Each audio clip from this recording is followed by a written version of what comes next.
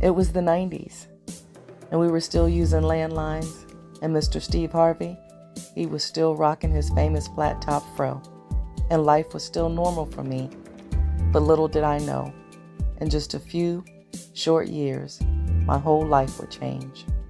Welcome back to another episode of When Gangstalking Gets Real.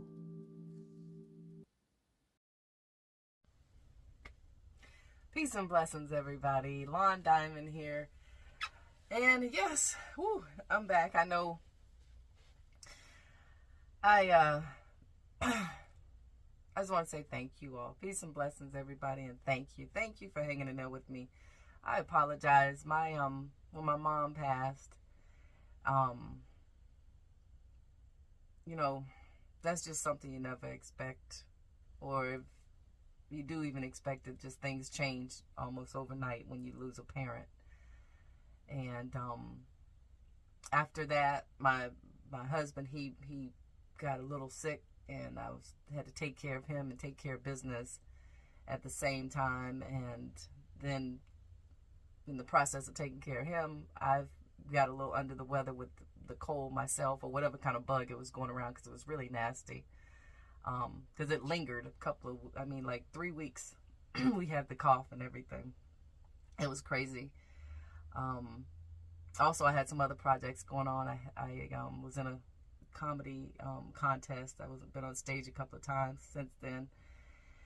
But wanted to jump back into this series of When Gangstalking Gets Real, the second series here. Continue on. I know I promised you all some videos that I was going to do on the importance of burning off the ego, as well as when a lie is a secret. Is it true or is it false? I want to cover those, and I'm going to get to them, but I have some other topics to get to before we get to those. Those I want to kind of save to the end. But this topic today is how wicked this thing really is when we're talking about gang stalking. And if you are not familiar with gang stalking, I speak about it because it was something that I realized I was entered into around 2001, 2002. I think I really didn't know what gangs, I didn't know that there was an actual program that I was put in. I knew it was something going on in my life. And a lot of people out there might be experiencing the symptoms of gang stalking, which is harassment, workplace harassment, workplace mobbing, surveillance, street theater, all types of snares and setups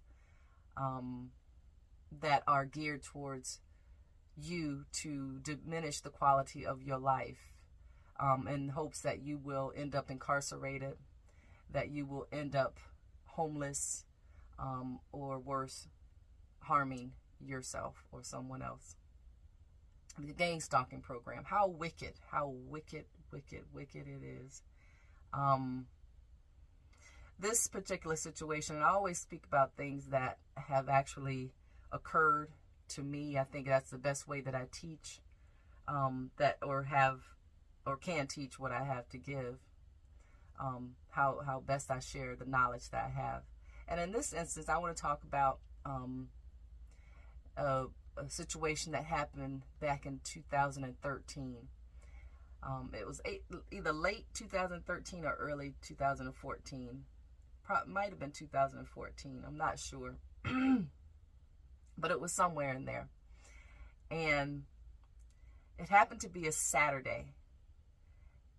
And I used to always go to my office on Saturday to get caught up, to, pay any bills, or work on any proposals I might have needed to get out the way, pull any prospecting lists that I wanted to prospect that week. But that was my time. Usually Saturday mornings, that's what I would do, would go to the office. And I used to call it making love to the office, because I would, straighten things up, or, you know, I bring in a new plant, or, you know, make the space pretty, if you will, you know, do a little design. That was my time with the office. And so I was there, and later on that day, I was going to be meeting a loved one down at a little tiki bar in the middle of town here in Sarasota, called O'Leary's. And O'Leary's was like a popular spot at the time. You know, it was a tiki bar, and they had, you know, good bar food, and it's right on the water, and they play. Sometimes they would have like a steel band or steel drum guy playing. So it was a real nice little chill little spot. And after I was going to leave the office, I was going to meet a loved one there. We were going to meet there. And just so happened they got there before me, a little bit before me, and they called me while I was at the office, and they asked, well, he asked, when are you going to be there? When are you going to be here? And I said, I don't know. I have a little bit of work to do still. I said, why? He says, well, it's a guy here with a manuscript or some material. I don't know if he even said manuscript, but he said some of that stuff that you like to read. And it was all about, you know, it was about spirituality, spiritual stuff. And he's like, well, that kind of stuff that you like to read, you know, about spiritual stuff. And so I was like, okay. I said, well, I'll be there, you know, when I get there. I'll call you before I'm headed that way. And I didn't think anything of it. I finished up what I had to do. And when I was on my way, I called and I said, you know, I'm about 15 minutes out, whatever. And when I got there, I was surprised that the guy that had this material was still there. Because I'm talking about it was a couple of hours. So I'm like, well, is he still here? Whoever he is. And so I met him, and sure enough, he had this manuscript. And the manuscript was it was written for or about a spiritual master, an Indian spiritual master by the name of Mira Baba. And Mira Baba, if you are not familiar with him, he became very well known in the 80s, but he was very much so active from the late 50s until maybe, you know, the 80s. But one thing you'll recognize him by is a song called Don't Worry, Be Happy. Bobby McFerrin recorded that song in the 80s because he saw a poster of Mira Baba, which coined that phrase, don't worry, be happy. That's what he used to teach his followers.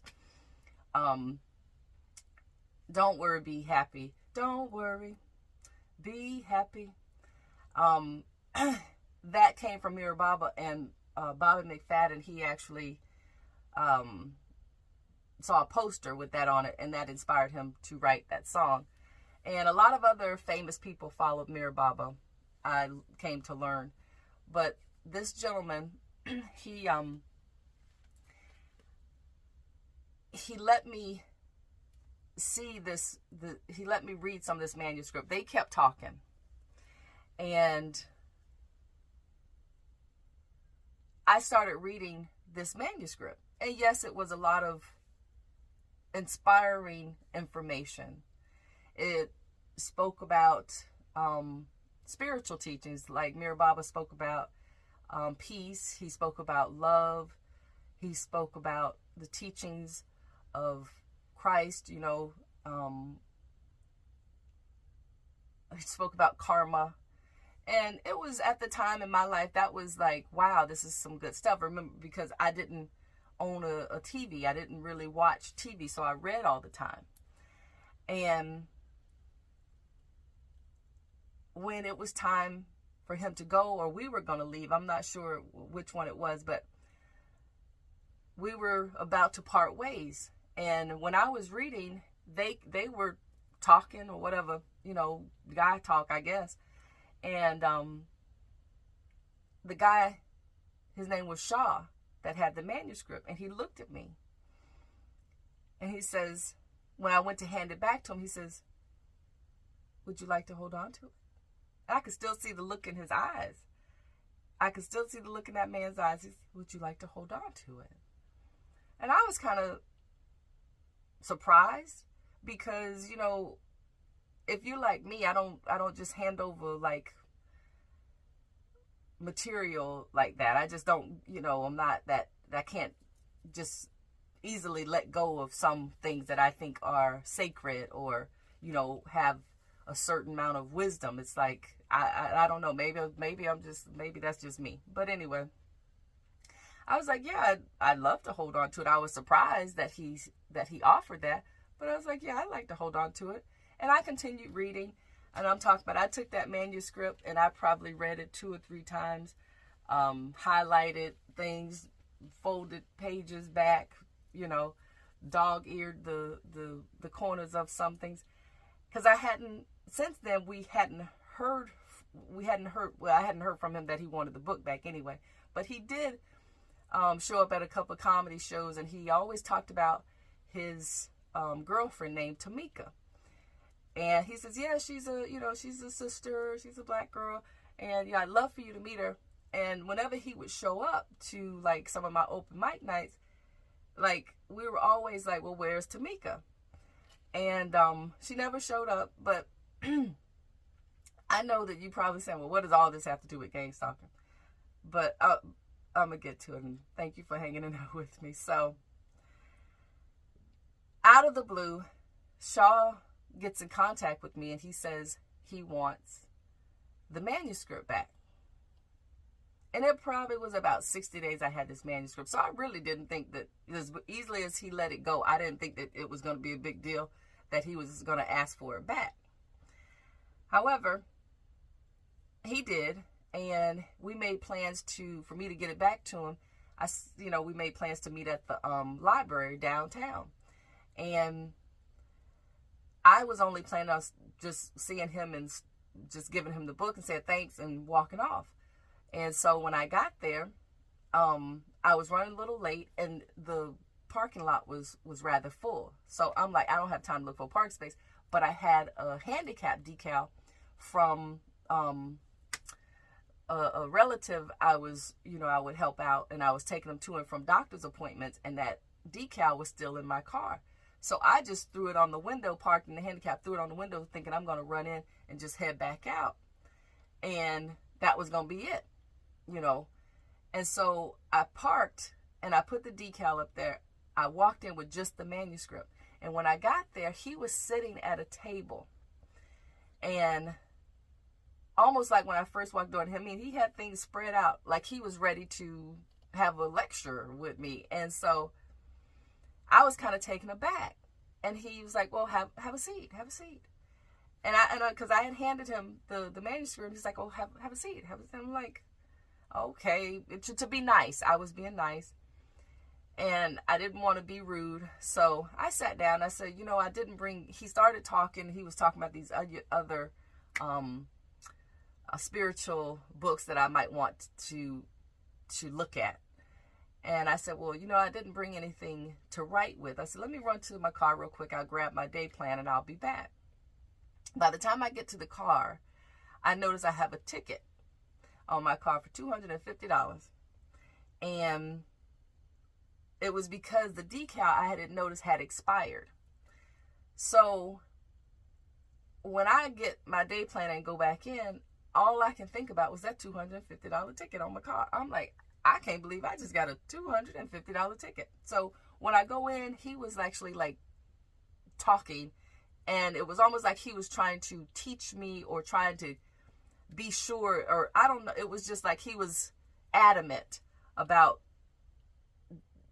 asking me questions and quizzing me about what did I learn in the Mirror Baba book and everything. And he might as well have been saying wonk, wonk, wonk, wonk, wonk, wonk, wonk, like on the peanut gallery, the teacher that used to be on Charlie Brown. Like, I didn't hear anything he said because I was just thinking about, I can't believe I got a $250 ticket I got to go deal with. So I wasn't there very long with that on my mind. And after a while, not even after a while, like within minutes, I said, I said, thank you for this. I jotted down a few books that he mentioned, and I said, thanks. I said, but I really got to I got to get going. I kind of shunned him in a sense, but I could still see the look on his face when he handed me that manuscript, and when I left out the library that day, like he was kind of like it wasn't disappointment. The look that he gave me, it wasn't disappointment. It was almost like I don't know the emotion, but it was almost like, how dare you, you know. And so, although I shunned him that day, I still did continue reading and studying Mir Baba because I liked his teachings, and I didn't see anything wrong with it. Since, you know, we were all familiar with the song, "Don't Worry, Be Happy," and the fact that he did speak about, you know, the teachings of Jesus and the Bible and love and peace.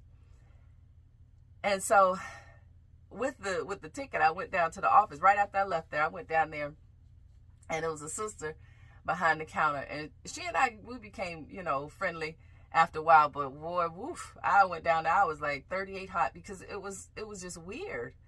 I mean, it was like within seconds. I walked in and walked back out, and it's a $250 ticket on my car, because at that time, like, Sarasota, everybody knew everybody. It was like little Mayberry. It was a lot of stars. It's a lot of stars that live here, but at the same time, it was a small town back then, and it was just unheard of. You didn't get tickets like that. I mean, so I go to the office, and the sister behind the counter, she was like, "What you was doing with it anyway?" And I was like, "Look, I was taking care of a loved one, and I didn't know that." She was like, "Well, you should have gave it back when you stopped taking care of your loved one," or whatever. But we became real friendly, and she gave me like 5 payments on the $250. That was cool. And I hope I don't know. I haven't seen her since, but they moved the office. But anyway, so I continued to read Mir Baba. I continued to study Mir Baba to the point where I loved his teachings, and I started painting. I painted some of my paintings were of Mir Baba. Drawings I did of Mir Baba, and this was in 2000, from 2013, 2014, into 13, 14, when I met Shaw, and I was laid this manuscript was laid on me, and I read, and I started studying Mir Baba. And around 2021, I was listening to a video about idolatry, and I was listening about how you can bring certain things into your life and into your home that can bring witchcraft into your home. And I started thinking back, about the how witchcraft works, and I started thinking back about how this came into my life, and I was like, I need to get rid of those paintings. I said, I'm doing some of this. And it took, my Gangstalking was the worst from 2014 to 2021. Really bad from 2017 to 2021. I mean, the street theater was off the chain, the workplace mobbing. I mean, the traps, the mind games, the psychological warfare. I mean, I had so much coming at me, and I feel like I was under such heavy surveillance, and it was just, I mean, I would go places sometimes, and it would be like 8 to 12 people there, basically just there to mess with me, to stare at me, to, like, if I could. I remember one night I was playing a game of pool at this place, and I mean, just people come up and touch your pool stick, just do crazy stuff. In the grocery store, they come up and they touch you, they follow you around, just really wicked stuff, and I was listening to this video on idolatry, and I said, I'm doing some of this, and I said, I got to get rid of those paintings. Something laid it on my heart to get rid of those paintings, and I went home and I looked at them. I took them all down, but I didn't destroy them right away. It took me a couple of days because it was a lot of work that was put into them. and a lot of creativity, my work. But I got up enough nerve, and about 3 days later, I ripped them all up. I said, I got to do this. I got to do this. And I'm talking about, it was almost instant. When I ripped up those paintings, those drawings, I would say about 70, if not 75% of everything I was going through as far as gang stalking is concerned, dissipated. Like literally went away.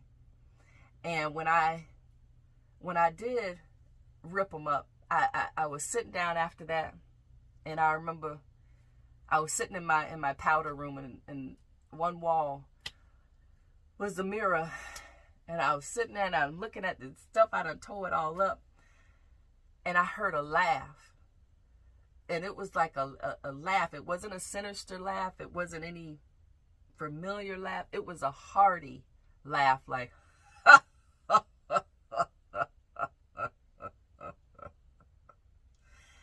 and I still to this day don't know what that laugh was, but it kind of shocked me. And I don't know. I don't know why the laugh came, but that's what I heard. And after that, literally, like I said, about 70% of everything I was going through as far as gang stalking was concerned dissipated.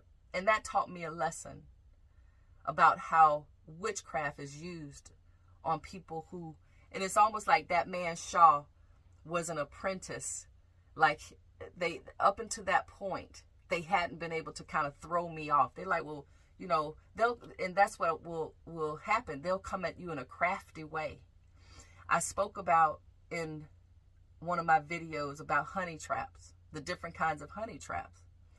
And this man was a honey trap for me. They come in looking for your sweet spot. And I think they had tried a whole lot of ways, and they weren't able to kind of get into, to get next to me in a sense.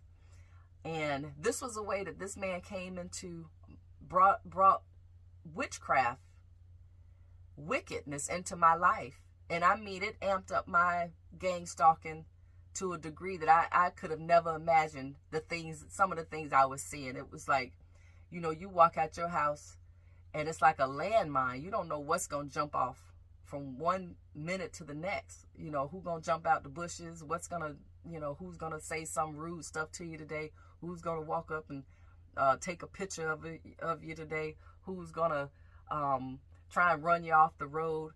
Who's going to say something about your personal life that you never even shared with anybody, much less a stranger knowing anything about you?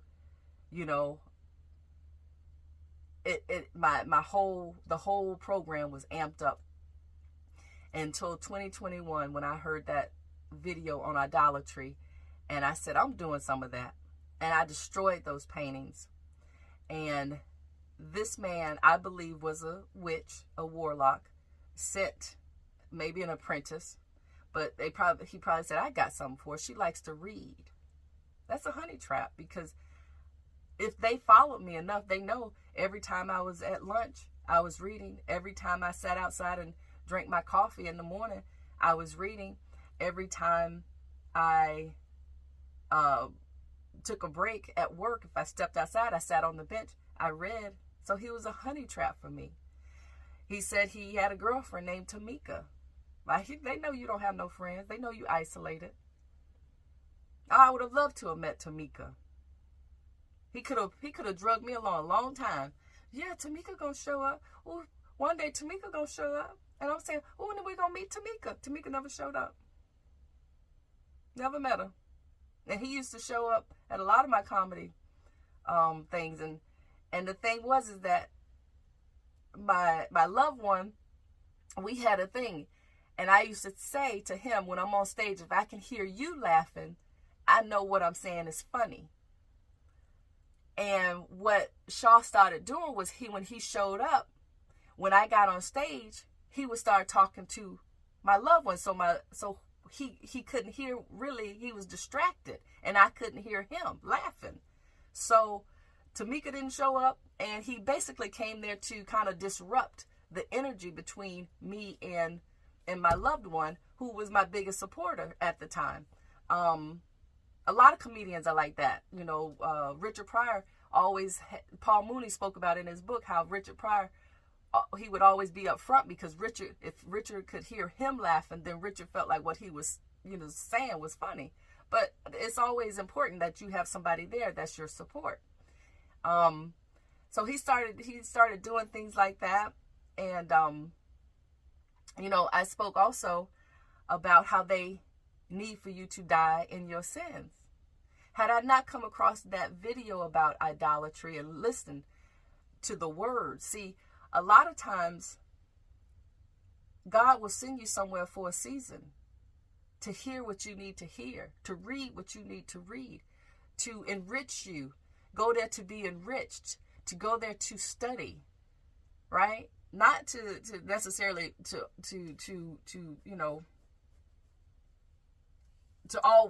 be there, or to be there to be entertained anyway. And I'm so glad, because had I not, I probably would have perished in my sin, and not knowing that I had even let that into my cipher, into my environment, thinking something so innocent, because it came in the disguise of spirituality. It amazes me how many people are into the tarot cards and into the occult witchcraft. There's so much of it going on these days that it's almost like it's the norm. But I'm a living witness and a testimony that I feel like God put me in the right place at the right time to hear those right words. And had I not, I probably would have perished in that sin. I could have easily drank myself to my health became bad or worse, because I tell you this too, when I destroyed those paintings and I ripped up that energy, my health improved, my business took off, my marriage improved, everything got better. And it was because I recognized that energy by listening, by being a student. I never want to ever feel like I know it all, because when you do, that's when I think you're dead in the water. That's when you lose out on learning valuable things, life lessons. So I always call myself a lifelong learner. But y'all, that's what I wanted to say in this video. And I'm gonna continue this series of season 2 of When Gangstalking Gets Real. It's things that have happened to me and things that I think that could help someone if they find themselves in the same situation. So be careful of what you bring into your cipher. Be careful. These people are getting more and more crafty of how they get next to the chosen ones, how they want to throw you off your course. And they will come in. They'll find your sweet spot, that honey. They'll come in with the honey. Though that ancient wisdom, that spiritual, that master, the book, that was a honey trap for me at that time. And I ate it up. And when God gave me that sign, and he put, that was God that put that ticket on my car saying, you need to get away from here. And I didn't listen. I didn't see the signs. Now, that happened today. I know the signs. Yeah. So anyway, you guys, I just wanted to, again, come through with another video and say, I'm going to be covering some other topics before I get to the importance of burning off the ego. And when a lie is a secret, is it true or is it false? I want to discuss that. I think that's very important that we know the difference. So until next time, and as always, I'm Lon Diamond, and that's the way it is.